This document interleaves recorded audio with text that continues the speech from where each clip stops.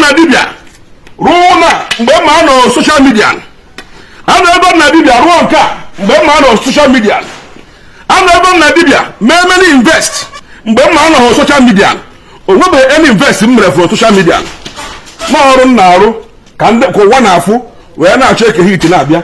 I have my license na 2001. No joking, ihe abụbụrụ first license anyị nwere na 2001. Watch if ya see what na my age ka m bụ dibia na my first na year 2001. So na ọbụrụ tata ka mụ nwa bụ Eke dolo kida bidoro dibia.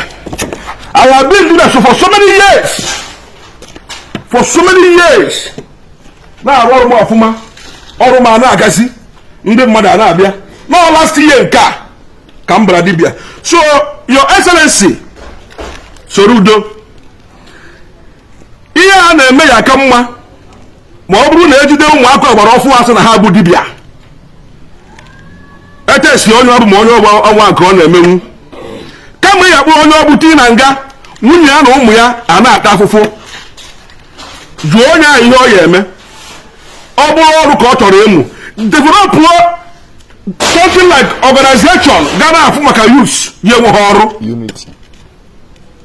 develop something like unity ga na-afụ maka ụmụaka youth ya enwere ọrụ maka na onye afụ na dibia ka ọ ya bụ na-eme ọ na-enwetakwa nwanne ya o ji akpa ya ezinụlọ ya nri asụkwa m kwuo kama o ya esukwa ori ya na-eme ya n'ụzọ kwụ ọtọ kama ọ bụrụ na onye onye nwere ọgwụ ọchọ onye nwere ọgwụ onye ahụ enye ya na nwere ndị bụ dibata ga enwe ha ọgwụ mana inye ha ọrụ ha chọọ dịka mmadụ dịka mmadụ anara ha ọgwụ ahụ nye onye ahụ ọkwụ ya rụrụ ya.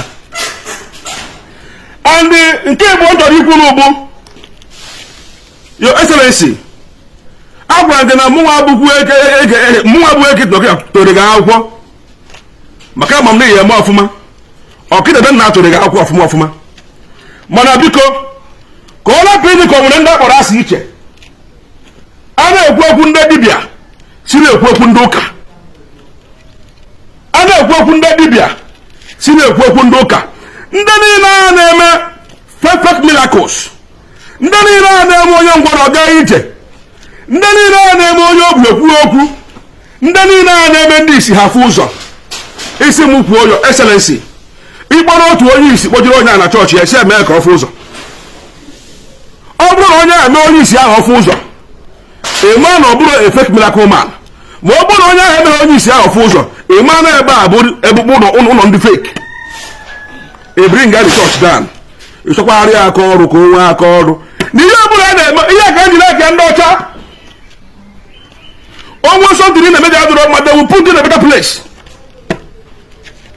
ọ bụzi iji egbe ezu ohi ya aka mma ọ bụzi iji atụrụ ndị mmadụ ya aka mma na nwere ndị ya bụ stọpụ ọrụ a taa ha banye na pat gang echi onye oji egbuo ya ọ na-ebe na ndị stọpụrụ ihe ọ na-eme asị m kwuo na ogwu m na ogwu amana m gba ụmụaka anyị dị ire ọrụ gba ndị anyị dị ire ọrụ ha biko na ịdị ihe ha mgba na ịdị ihe ha ọgụ onwe onye ha nwụdiri ha ndụ gọọmenti polisi ha akụzita mmadụ ka na-akụgbu na ọ dịrọ mma it's not good o nwere ka mfụ na amish ka ọ bụ na Igbo okwu ebe ejiri ego ịchụ ya jide ya na-akụgbu ya ka na-akụgbu a na-akụri ogbu onye ohi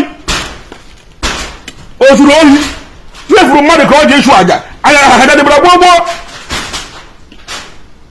ọ bụ dịbara gboo n'ọbụ si na-eme ya n'ụzọ kwụ ọtọ nọọsụ na-eme ya n'ụzọ kwụ ọtọ ka anyị na-ekwu okwu ya biko your excellency sir ọrụ gị dị anyị mma na Anambra steeti ọ bụ na ebe so ụzọ ị na-arụ anyị dị anyị mma na Anambra steeti ihe ọmụ ị na-eme na Anambra steeti amaka anyị dị support of it ị na-agbanị mana ndị biko o nwere ụzọ si ike abịa agbanye na Ọkịja wee gaa be Eke Hit ọ bụrụkwa na etiri m ya nyetere nyetere ọ dịkwa mma mma ekenekwu ude eme n'ịgbanika mana do isiokwu m abụ ejide ndị fake dibias si biko ọ bụrụ ịtụ ha nga bụ the best ọ bụrụ igbu ha egbu bụ the best jụọ onye ọgbụ ahịa ọ ya azụ ma ọ bụ jụọ onye ọgbụ ọrụ ọ ya amụ bidoro onye ahụ ọrụ ka ọ jee mụwa ọrụ ọ bidoro onye ahụ ahịa ka o nwee ike ịfụ ego o ji akpa ya ezinụlọ ya nri na ihe egburu mmadụ maka na ọ bụ dibịa ihe atụrụ mmadụ nga maka na ọ bụ dibịa ịtụtụsịkwa ya nga ma ọ pụta ma o nweghị ọrụ ọ ga-emekwa dị tụ na ọ dịkwa worst. mana ife onye ọbụ kwụsị ọbụ na ọ mara ihe ọ na-eme ibilori ya ahịa ọ ga-eme ka mpụ na aghụghọ kwụsị Anambra steeti. biko I am calling all the bloggers ka e nwee ike iwere vidio tụsara m vidio ka ọ gaa viral ka my good excellency nwee ike efu ya anụ na the best thing to do in this Anambra state bụ ịgba mbọ ka a chọrọ youth ọrụ. ọ bụrụ na ọ nwere company a ga-arụ ka ndị mmadụ nwee ike fụọ ọrụ. There is many graduates ji enweghị ọrụ. There is many ladies ji enwe ọrụ. ha kwara okwu social media. Some na-abụ joke, some na-abụ ka enwe na-akpara mụ. mana ihe na-ekwu bụ kama igbu ndị mmadụ, kama itigbu ndị mmadụ, onye enwudere si jụọ ihe ọrụ ọ ya amụ, okwu ọrụ ọ ya amụ, si kwụọ ọrụ ya ụgwọ ya mụọ ọrụ. ọ bụrụ onye ya azụ ahịa, biko excellency si jụọ ya ahịa ọ ya azụ, si nye ya ego ya jide ahịa. ọ ya kasị mma na ije kwụọrọ onye ọrụ ụgwọ ebe ọ ya amụ ọrụ. osisi na ịmụ ọrụ adịghị ya mma na ọ bụ ide egwu ndị mmadụ gwajo ka mma. onwe ozi ihe ọbụla ị na-eme eru na anaghị akwụ gị n'ukwu, anaghị agbara gị aka ebe, eru na agbara gị aka ebe. that you have tried na onye afọ amara ihe mgbe ahụ ezinụlọ ya mara na-etere ego. mana kịta ọnwa onye kpọrọ gbochie a ga na-asị kedu ọrụ gị na ya arụ, kedu nke a kedu nke ọzọ. ama m na ọ bụ ikwu agbọrọ ibe ezi ya na ọ bụrụ na onye pụtara kwụ ụdọ okwu a maybe you may pick courage from that ka ịghọta na ọrụ adịrọ Anambra steeti. ọ maka ya ka ụfọdụ ndị sịghị na ha bụ dibịa agwụja adịghọ na agbụrụ ha, agwụja amaghọ ha ji enwe ha ọfọ, onwe ọfọdụ na ngwuru ha, onwe ihe ha ma ha na-eme. ọ maka agụụ ka ụfọdụ ndị ji baa sị na ha bụ dibịa. mana biko ọ bụkwa dibịa bụ ihe na-emere na Anambra steeti tata. mana ebe etikere ya ntu a na-akpụ isi si na-akpụ afụ ọnụ, a na-akpụ ndị dibịa si na-akpụ ndị ụka ka ọ rapụ ịdị ka ọ nwere ndị akpọrọ asị iche na ihe dị na dibịa dị n'ụka. ka e were ndị ọma na dibịa, ka e were ndị ọma n'ụka, ka e were ndị ọjọọ na dibịa, ka e were ndị ọjọọ n'ụka.